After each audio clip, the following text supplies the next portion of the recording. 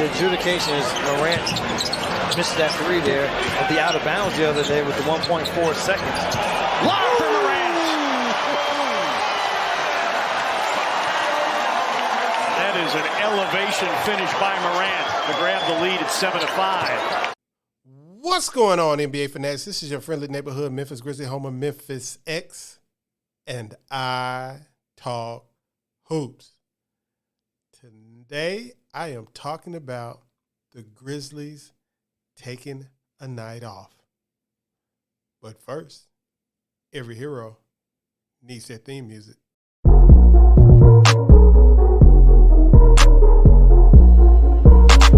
Piano. Grizz gang, go hard. Yeah. Baddest in the game, we be on one. I talk hoops, so secure. All up on the court, but we gon' score. Memphis bringing heat straight from Tennessee. Demo spiking, let's go, boy. He that MVP. This is Memphis X with I Talk Hoops.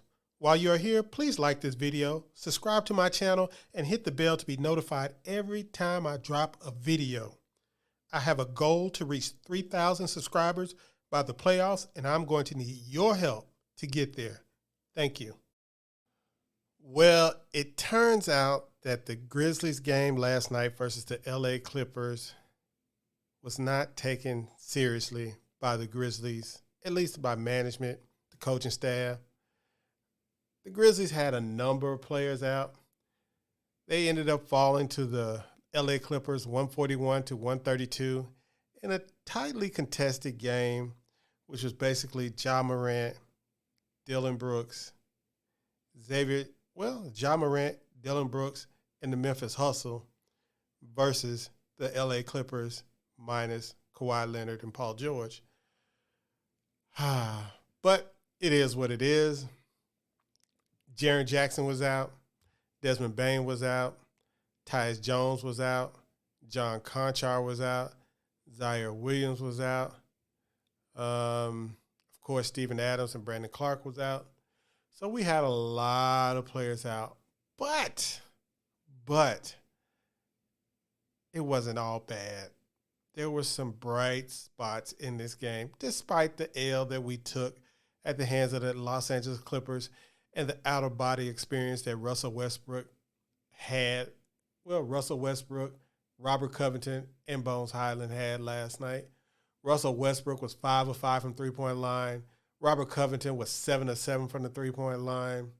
And Bones Hyland was 4 of 6. The Clippers shot a robust 60% from three, 60% from the field. Fair to say that Jaren Jackson is an important part of our defense. But I digress. We'll talk about the Grizzlies. Now, in this game, of course, Ja Morant did play. His game was here and there. 36 points, 9 assists, 3 steals, 4 rebounds. But he had 8 costly turnovers, very bad turnovers, some of them. He shot 11 of 28 from the field, 2 of 9 from the three-point line. It was, for somebody to have 36 and 9, it wasn't a good Ja game. The guy that carried the team was Dillon Brooks, offensively and defensively. Every time, basically, Russell Westbrook wanted to score, they had to screen Dillon off of him.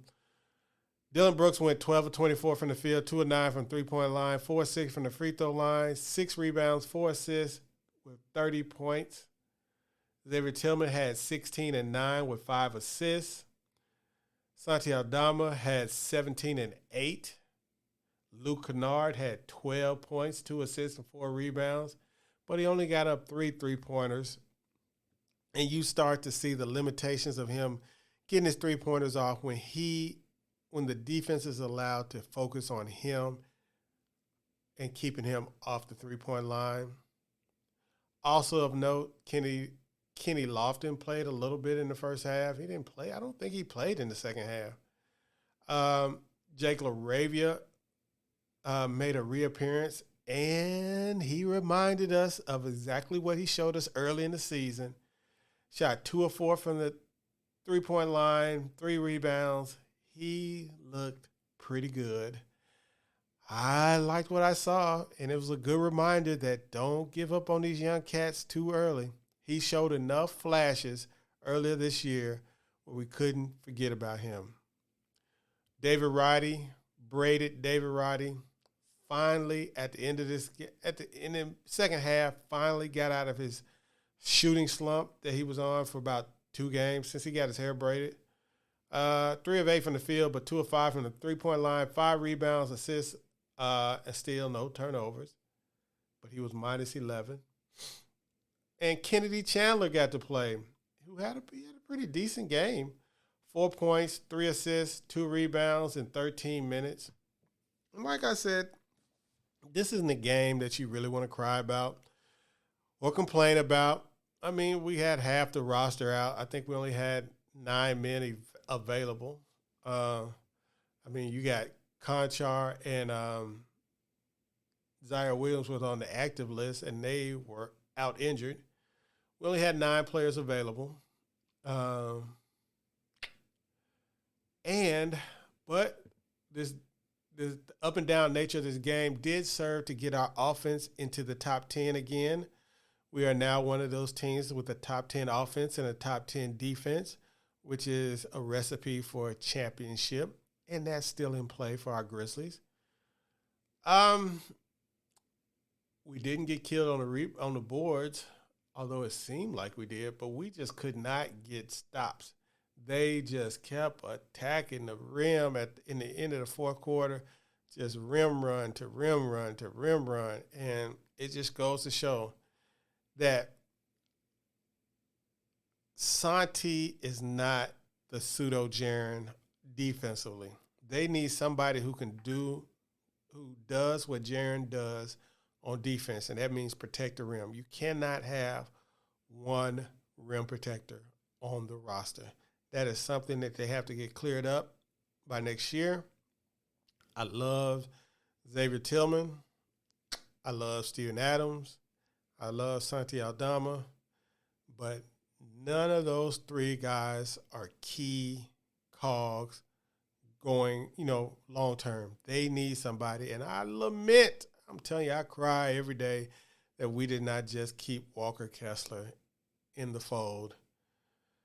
But you can't cry over spilled milk. The draft is gone and past, and another draft in offseason is quickly coming to us. The Grizzlies now are 48-28. We got 6 games left in the season? Wow, man. Only 6 games left in this season? That is crazy, man. 6 games left before the playoffs. The Grizzlies still have the best record in their last 10. That's good. They have been having, I guess you can say, even last night, in the midst of all the terribleness, the Grizzlies still look pretty good. So, yeah, the Grizzlies have 6 games left. They play another game with the Clippers. Then Sunday they play at Chicago. Then they come home and play the Portland Tankers. And then they finish with 3 potential playoff teams at New Orleans, who's fighting for their lives, at Milwaukee, who we don't know what they'll be fighting for, and at Oklahoma City, who we also don't know what they will be fighting for. So, or what the Grizzlies will be fighting for. So I look for the Grizzlies to get probably at least 3, maybe 4 more wins locked up. And then they might take their foot off the gas and get them guys some rest. Let Steven Adams hopefully come back on the road at Milwaukee. That would be a hell of a game to come back to, Giannis and Brook Lopez. Or just let him come back against Oklahoma City, play in his home away from home. Well, his real home, because we're his home away from home. Oklahoma City will always be his home base. I mean, we can't take that away from them. But we are very, very close to the playoffs. The last game of the season is April 9th. That's a Sunday. So what is that? A little over 2 weeks away. What is it? 2 weeks will be Oh, under 2 weeks away, man. And then we're going to have a few days off, I think 3, 4, maybe 5 days off for the play-in games. And then we're at the real deal. The real season starts, playoff season. So gear up.